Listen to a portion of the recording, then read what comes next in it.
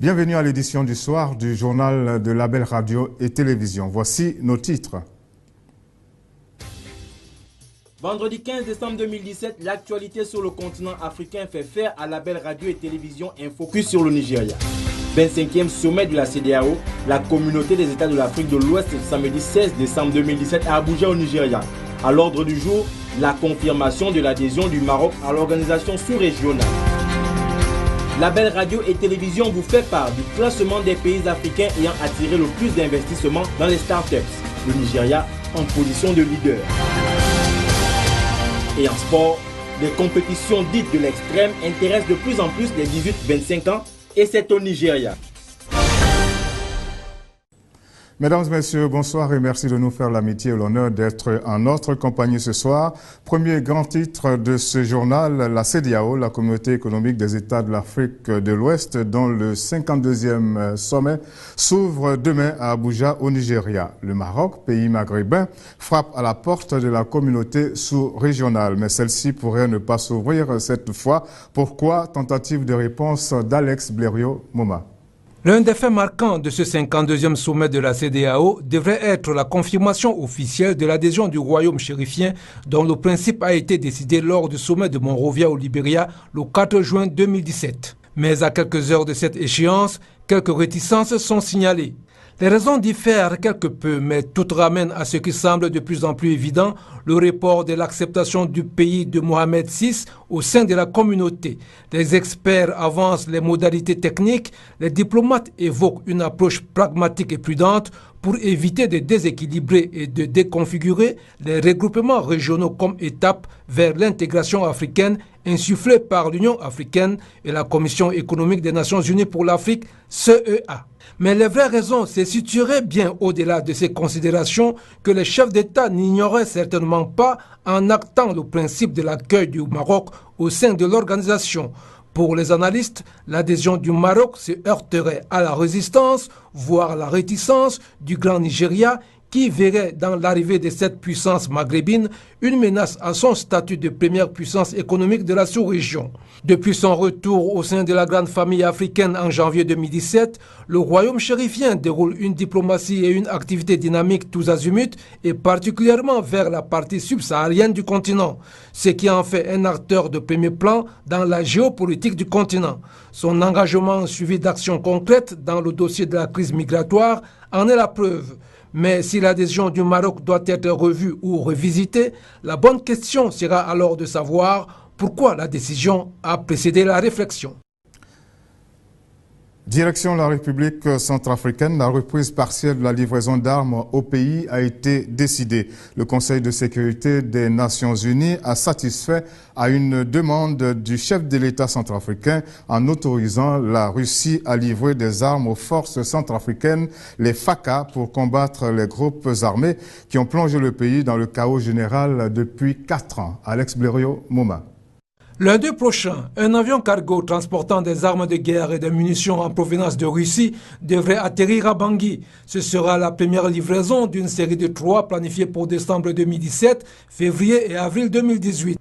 C'est le résultat de la levée partielle de l'embargo sur les ventes d'armes à la République centrafricaine, réclamée depuis septembre dernier par le président centrafricain Faustin Archange Touadéra, appuyé par le président Ali Bongo Ondimba du Gabon.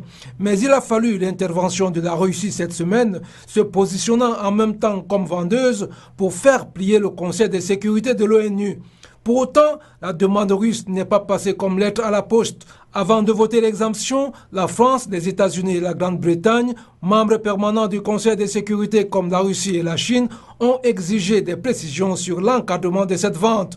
On sait maintenant que 2 bataillons totalisant 1300 hommes déjà formés par l'Union européenne seront équipés avec ces armes. La Russie a aussi proposé d'entraîner l'armée centrafricaine à leur utilisation, tout comme elle a promis une sécurité renforcée sur les entrepôts. L'embargo sur la vente d'armes à la République centrafricaine a été imposé en 2013 quand une coalition pro-musulmane dénommée Seleka a renversé le président François Bozizé, entraînant la réplique des milices pro-chrétiennes connu sous l'appellation Anti-Balaka. Depuis lors, le pays est embourbé dans un conflit d'une rare violence qui a déjà fait des centaines de milliers de morts, plus de 600 000 personnes déplacées et 500 000 réfugiés dans les pays voisins. One Planet Summit, c'est le grand forum sur l'environnement qui a eu lieu en début de semaine à Paris et qui fait suite à la COP 21, la conférence des parties des Nations Unies qui s'est déroulée, elle, il y a 2 ans et qui avait engagé le monde entier à ralentir le réchauffement de la Terre. Au sommet de One Planet Summit, le Gabon, dont le président est à la tête des pays africains sur cette problématique, a décidé de donner le ton, on va dire le bon ton. Le financement de la lutte contre le réchauffement climatique a été la principale question du One Planet Summit qui a réuni à Paris les chefs d'État, d'entreprises et d'organisations internationales. Le Gabon, par la voix de son président Ali Bongo Ondimba, a pris une part active à ce grand rendez-vous. Invité par le président français Emmanuel Macron, le chef de l'État Ali Bongo Ondimba a annoncé la contribution du Gabon à hauteur de 500 000 $ pour l'initiative africaine sur l'adaptation. Les ministres gabonais de l'économie et de l'environnement se sont exprimés sur la contribution du Gabon. Cette contribution de 500 000 $, c'est pour permettre de mettre en place des outils, absolument, dans le cas de l'Afrique, afin de profiter, afin qu'il y ait un effet de levier en ce qui concerne l'utilisation des fonds mis à disposition dans le cadre de la lutte contre le changement climatique. Il est temps d'agir très vite et au quotidien. Il faut donc louer l'initiative prise par le président de la République lorsqu'il a annoncé la contribution du Gabon à une hauteur suffisamment élevée pour mettre en place effectivement l'initiative africaine sur l'adaptation. Le temps est à l'action. En marge de ce sommet sur le climat, le président de la République, chef d'État Ali Bongo Ondimba, s'est entretenu avec l'ancien gouverneur de Californie, Arnold Schwarzenegger, qui est très engagé dans la lutte contre les changements climatiques. Financement toujours, mais cette fois-ci, financement de la force G5 Sahel. Le budget de la première année vient d'être bouclé. Le montant de 250 millions d'euros nécessaire est atteint avec l'entrée en scène de l'Arabie Saoudite qui mise 100 millions d'euros. L'annonce a été faite au sommet de Paris il y a 2 jours. Calculette à la main, Alex Blero-Moma nous fait le point. Bonne moisson pour le G5 Sahel à l'issue du sommet du 13 décembre à Paris. L'objectif de mobiliser au moins le budget de démarrage évalué à 250 millions d'euros a été atteint et même légèrement dépassé. L'Arabie Saoudite a mis 100 millions dans la cagnotte, les Émirats Arabes Unis 30 millions. L'Union européenne et la France avaient déjà misé 50 millions et 8 millions respectivement, dont une partie déjà décaissée sous forme de matériel et d'appui logistique. Washington a promis 60 millions de dollars directement aux pays concernés qui eux-mêmes doivent contribuer à hauteur de 10 millions d'euros chacun. En ce mi-décembre 2017, la comptabilité de la force africaine anti-djihadiste affiche donc 280 millions d'euros. Il est vrai que pour les 5 pays africains initiateurs du G5 Sahel, cette estimation européenne, pour ne pas dire française, de 250 millions d'euros est en dessous des besoins. Le sommet du 13 décembre s'est tenu dans un contexte où la paix et la sécurité au centre du Mali et dans la zone des 3 frontières, Mali, Burkina, Niger, sont de nouveau mises à rude épreuve avec une recrudescence des attaques terroristes. Il faut craindre le pire, a laissé entendre récemment le président nigérien Mahamadou Issoufou. Sur le terrain, la situation évolue très vite, a indiqué pour sa part le Tchadien Idriss Déby. Reste à s'interroger sur l'impact de l'absence de l'Algérie à tous ces sommets sur les solutions de sécurité et d'instabilité au Sahel. Le pays de Abdelaziz Bouteflika est en effet un acteur essentiel et incontournable dans la région. Une autre réunion de planification et de soutien au G5 Sahel est prévue le 23 février 2018 à Bruxelles en Belgique. Le chapitre économique va s'ouvrir sur la Tunisie, où une information passe insidieusement inaperçue dans les médias tunisiens. Le salaire d'une majorité de Tunisiens ne suffit que pour une semaine. Une réalité naturellement qui choque. L'augmentation du SMIC, le salaire minimum interprofessionnel garanti, en toute apparence ne fait plus courir personne. Et ce, même si une majoration est à comptabiliser à partir du 1er août 2016. Le SMIC passe de 338 dinars, environ 81 000 francs CFA, à 357 dinars, 136 millimes, environ 86 000 francs CFA par mois pour le régime de 48 heures, et de 289 dinars, 639 millimes, environ 69 000 francs CFA, à 305 dinars, 586 millimes, environ 73 000 francs CFA pour le régime de 40 heures. Les sommes indiquées sont bien dérisoires et elles ne permettent même pas de survivre. La cherté de la vie est un des signes distinctifs d'une économie largement fragilisée par la révolution du 14 janvier 2011. Le taux d'inflation se situait en mars 2017 selon l'Institut national de la statistique, l'INS, autour de 5%. L'INS a indiqué à ce propos que les prix ne cessent de connaître un rythme ascendant, notamment au niveau du groupe des produits suivants. L'huile alimentaire, 14%, légumes 10,7%, poissons 6,6% et boissons 5%. Ces augmentations ont un impact fort sur le quotidien des Tunisiens. Déjà en 2013, l'Observatoire ELAF pour la protection des consommateurs faisait état, selon un sondage réalisé par ses soins, que le salaire d'une majorité de Tunisiens ne suffisait que pour une semaine. L'Organisation de défense des consommateurs, l'ODC, n'a cessé depuis la révolution d'attirer l'attention du gouvernement tunisien sur la dégradation du niveau de vie et de l'endettement de plus en plus élevé des familles tunisiennes, notamment de la classe moyenne qui a toujours constitué un facteur de stabilité sociale.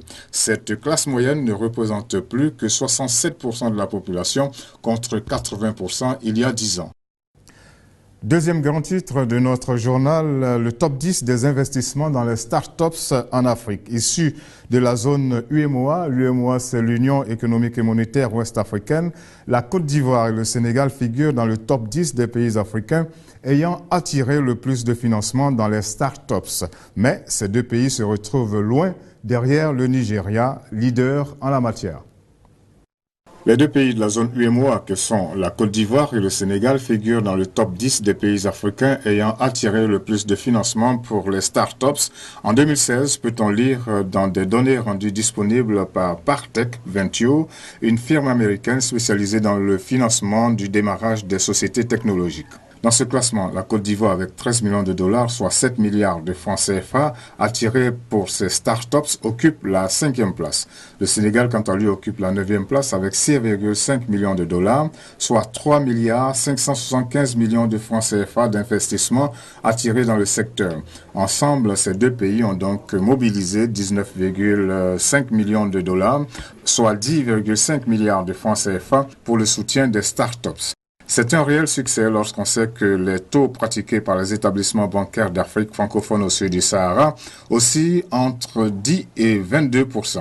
Face à ce difficile accès au crédit, ces startups tirent avantage de plusieurs solutions de financement. Sur ce terrain de financement des startups, le Nigeria a pris le leadership en Afrique avec près de 109,3 millions de dollars de financement attirés, soit 60 milliards 115 millions de francs CFA. Il est suivi de l'Afrique du Sud de 96,7 millions de dollars, 53 milliards de francs CFA et du Kenya 92,7 millions de dollars, 51 milliards de francs CFA. Le Cameroun, qui ne figure pas dans le top 10 des pays ayant reçu des financements, essaie de trouver des solutions via notamment sa plateforme dénommée African Girls. Au total, selon les données de Partech Venture, l'Afrique en 2016 a reçu 366,8 millions de dollars pour 77 startups. Restons dans ce secteur de l'économie avec une conférence sur l'entrepreneuriat au niveau des jeunes qui a eu lieu ici à Label, à Libreville précisément, avec un garçon qui s'appelle Charlie Tchatch. Charlie Tchatch est maître de cérémonie, il est coach en développement personnel et pour lui l'essentiel de la rencontre qui a eu lieu hier a porté sur le nouvel ordre de mental, c'est-à-dire le nom, N comme nouvelle, ordre comme O comme ordre et M comme mental. Et il s'agissait de pousser les jeunes à déceler en eux les capacités leur permettant de devenir de véritables entrepreneurs. Voici le reportage de Nathalie Oquet.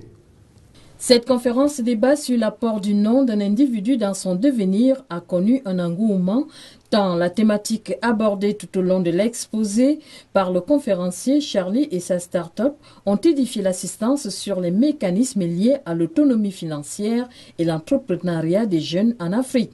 Charlie et sa start-up ont mis en exergue le travail personnel que devrait fournir chacun pour atteindre un objectif dans son quotidien, la quête d'un emploi, les moyens à déployer, la question de subventions financières pour les jeunes, tout un éventail de conseils pour pour permettre aux participants de bien cerner la thématique abordée, car selon le conférencier, chacun peut atteindre ses objectifs à condition de savoir cerner ses aptitudes et moyens qui sommeillent en lui.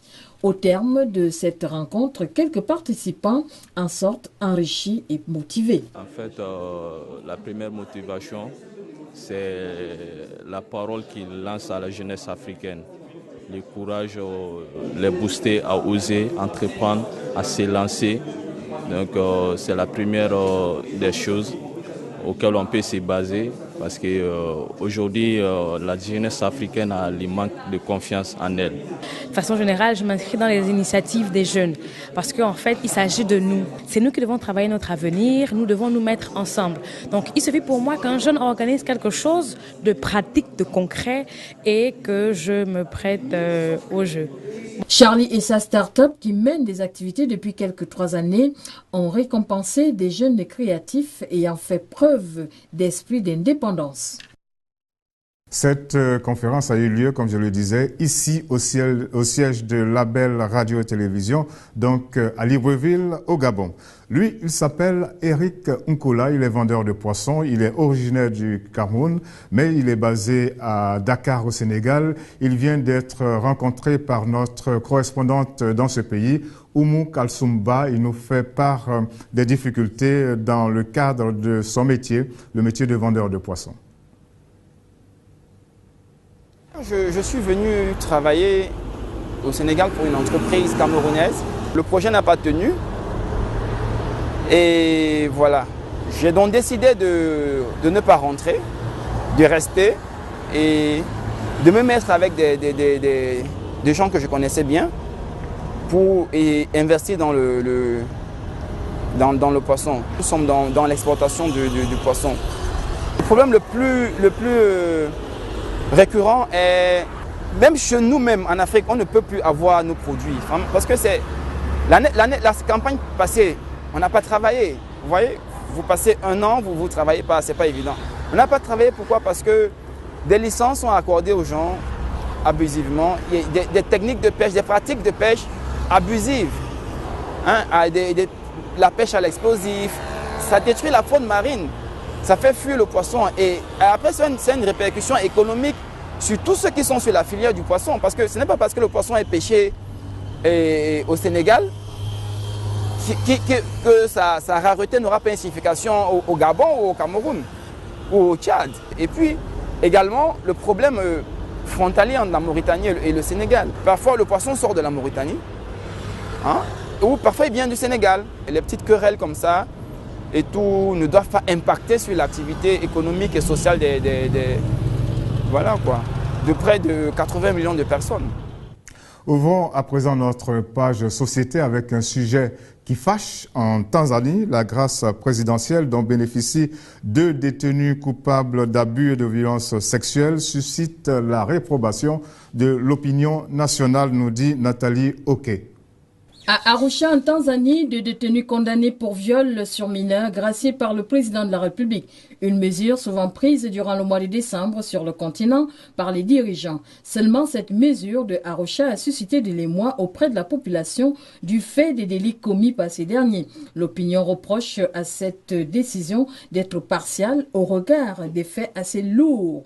De Arusha, en passant par Ouagadougou ou encore dans la zone CEMAC, le phénomène des grâces présidentielles faites par les dirigeants reste une aubaine pour les bénéficiaires, lesquels seraient souvent sélectionnés par les surveillants pénitentiaires en partenariat avec les greffiers des dirigeants instances judiciaires des pays.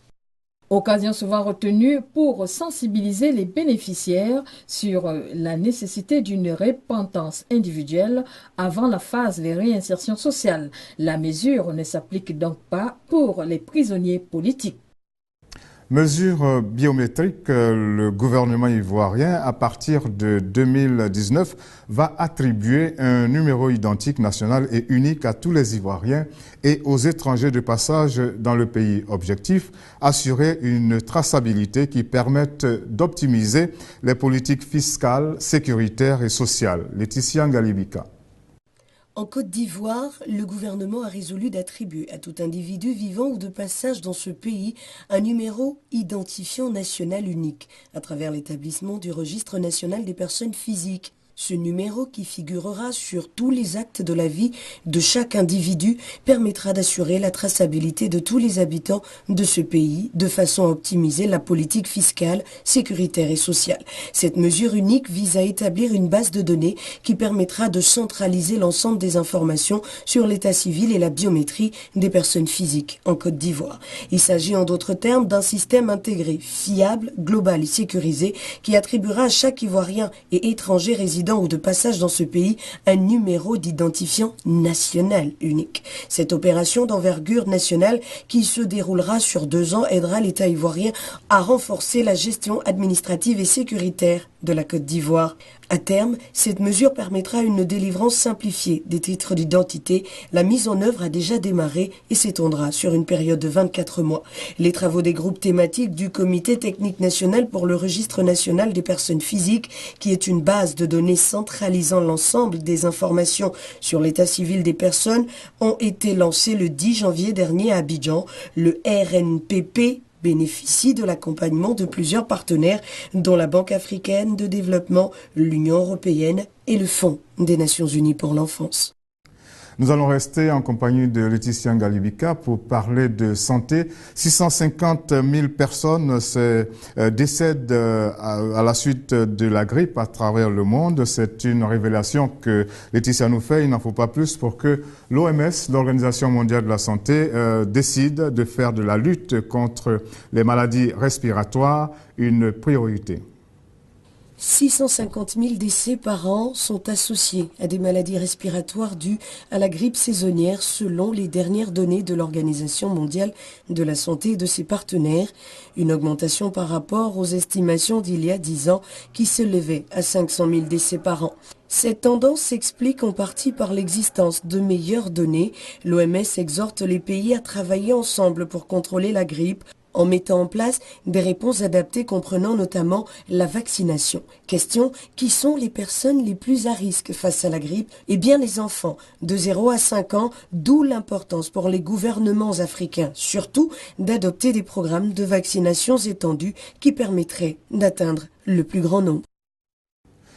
Nous allons à présent aborder la rubrique Le Monde en bref. Il s'agit pour nous de voir ce qui se passe en matière d'actualité en dehors du continent africain. Voici une rubrique animée ce soir par Alex Blériot-Moma. Accident de circulation en France, 5 enfants tués. La collision entre un autocar scolaire et un train survenu hier à Milas, en Pyrénées-Orientales, non loin de Perpignan, a laissé sur le carreau 5 enfants âgés de 11 à 17 ans et fait 15 autres personnes blessées. C'est l'une des catastrophes les plus meurtrières impliquant le transport d'enfants depuis 1982, indique-t-on en France. L'émotion est immense à quelques jours des fêtes de Noël dans tout le pays. Le président Emmanuel Macron a exprimé la solidarité de la nation avec les victimes et les familles des victimes.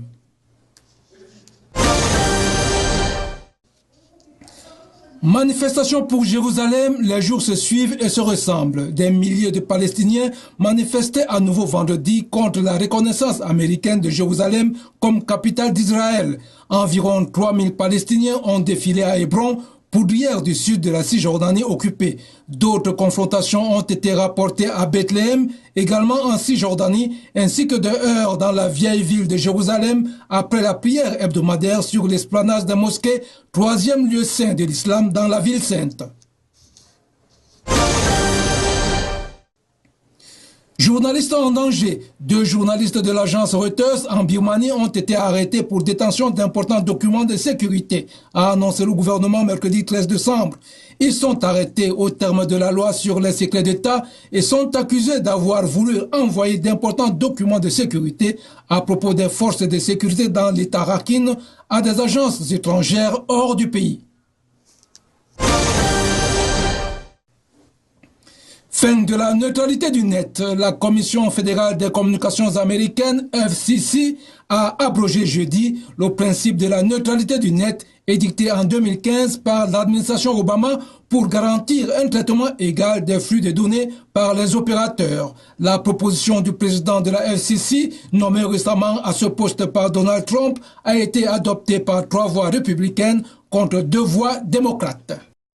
Sport à présent et nous abordons le 3e grand titre de notre journal. Nous prenons la direction encore une fois du Nigeria où les sports extrêmes intéressent de plus en plus la tranche jeune de 18 à 25 ans. C'est un constat qui a été fait lors du 2e rêve et automobile, nous dit Rodney Ovono.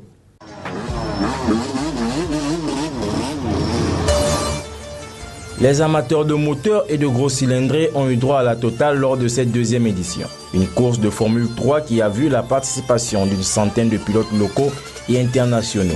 Dans un pays où le football est roi et le basketball grandement pratiqué, les organisateurs veulent tenter le pari de sensibiliser et motiver le jeune Nigérian aux sports extrêmes. Pour Segun Akinleye, représentant des pistes, le Nigeria est à la traîne en matière de sport automobile. Le pays n'a en effet qu'une seule piste de course. Adedayo Ogunsanya, seul pilote professionnel nigérian, affirme que son amour pour les voitures de course est sa seule motivation. Les entraîneurs et adeptes de ce sport espèrent en outre un soutien du gouvernement, ce qui donnerait plus de poids à cette discipline et la rendrait encore plus populaire. Africa Auto Race, c'est une course qui a 10 ans à présent et qui va débuter le 31 décembre à Monaco en France pour s'achever le 14 janvier 2018 au Lac Rose à Dakar au Sénégal. Rodney Ovono encore une fois. Pour sa 10e bougie, les organisateurs ont mis les petits plats dans les grands. Près de 200 pilotes et copilotes se lanceront de Monaco afin de décrocher l'Africa Eco Race. Et les lauréats 2017 voudront rééditer l'exploit. Vladimir Vassiliev, par ailleurs, président délégué de l'AS Monaco, vainqueur en auto. Gérard Deroy, en catégorie camion, et Paul Anders Ouveval Setter en moto. Pendant 12 jours, les pilotes sillonneront le Maroc, la Mauritanie et le Sénégal. Ces derniers devront parcourir pas moins de 6500 km. Selon René Medgué, directeur sportif de l'épreuve, c'est une vraie aventure, une course de navigation et de franchissement d'étapes inédites avec plus d'un tiers du parcours renouvelé. Une course qui a évolué sur tous les plans, tant au niveau des liaisons qu'au niveau communicationnel ou sécuritaire. L'Africa Eco Race, qui reste le seul grand rallye à s'élancer d'Europe pour l'Afrique, met en exergue les opérations humanitaires à travers notamment des distributions de médicaments. Et cette page sport va s'achever avec une affaire de petits poteaux. Les petits poteaux en Côte d'Ivoire sont un sport de plus en plus vulgarisé. Mais de quoi s'agit-il? Rodney Ovono nous présente ce type de football. Après le foot à 11 et le maracana, les petits poteaux, autre variante du football à 11, attirent de plus en plus de monde de tout âge. Jusqu'à un passé récent, la discipline, qui n'avait pas de fédération, avait tout de même droit à les tournois de particuliers. Un état de fait qui a poussé à la création d'une fédération des petits poteaux. Selon Fofana Inza, président de la dite fédération, en Côte d'Ivoire, sa discipline est la plus pratiquée, raison pour laquelle il faut s'organiser, afin d'en faire profiter à un maximum de personnes. Les petits poteaux, c'est comme tout sport. Aujourd'hui en Côte d'Ivoire, nous avons un sport, le sport le plus pratiqué en Côte d'Ivoire. Raison pour laquelle nous nous sommes dit, pourquoi pas organiser cette fédération afin de permettre à ces enfants, à ces jeunes gens de profiter de ce sport. À terme, l'objectif de la fédération des petits poteaux est de faire de sa discipline une compétition olympique. En tout cas, chacun tire son plaisir là où il peut. Ce n'est pas ça avec cela que nous allons boucler. Nous allons boucler notre journal plutôt avec un conseil. Quand nous nous éloignons des personnes compliquées, même notre santé s'améliore. Merci beaucoup de votre aimable attention. Rendez-vous demain pour une autre édition du Journal du Soir de la Belle Radio Télévision. Au revoir.